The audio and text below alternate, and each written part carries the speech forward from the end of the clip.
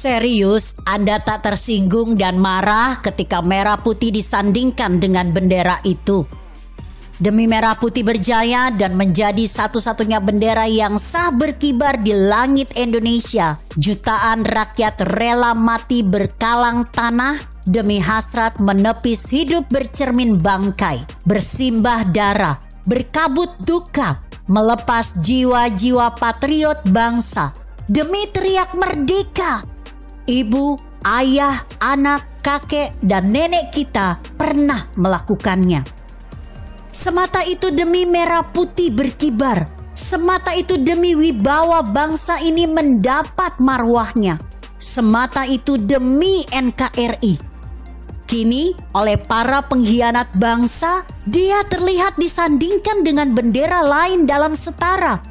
Merah putih disejajarkan dengan lambang kebesaran orang lain yang telah kita identifikasi sebagai terlarang. Bangsat kalian!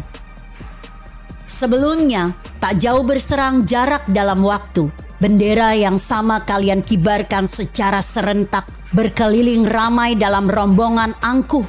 Kalian bawa bendera kebesaran kalian dengan teriak pongah, seolah negeri ini lebih pantas bila menjadi milik kalian.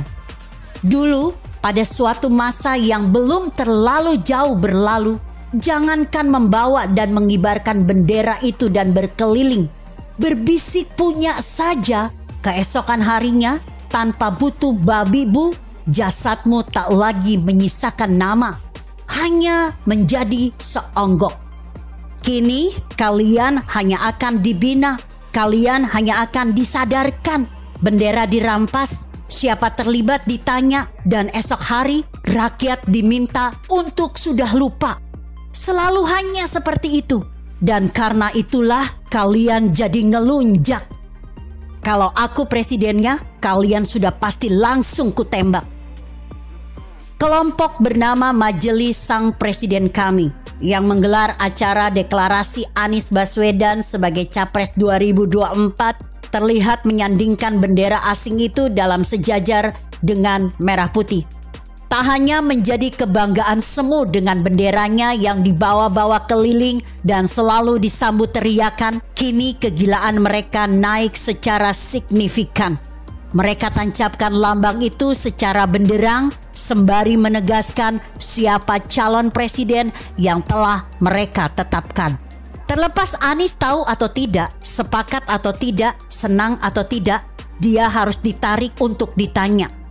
Dia tak bisa hanya diam seolah tak ada sangkut paut dapat ditautkan. Acara itu memakai namanya. Terlepas bendera itu kemudian mereka turunkan sendiri.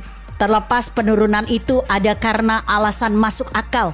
Faktanya bendera itu benar tersanding dengan merah putih pada acara itu dan telah ditonton jutaan mata. Ini sangat berbahaya.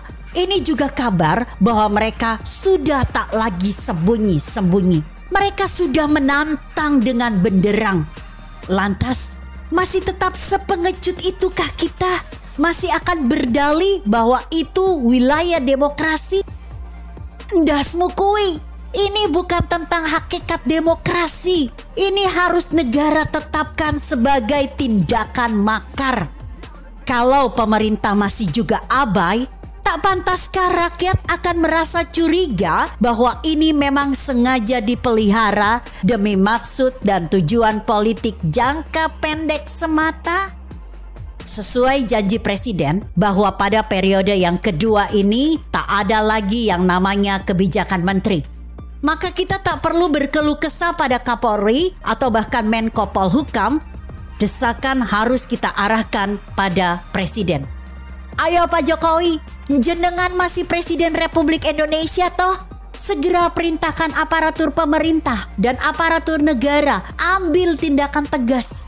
Tanggapi tantangan tegas mereka dengan sikap negara yang lebih keras. Anda harus percaya bahwa rakyat yang masih cinta NKRI ada di belakangmu. Begitu kira-kira.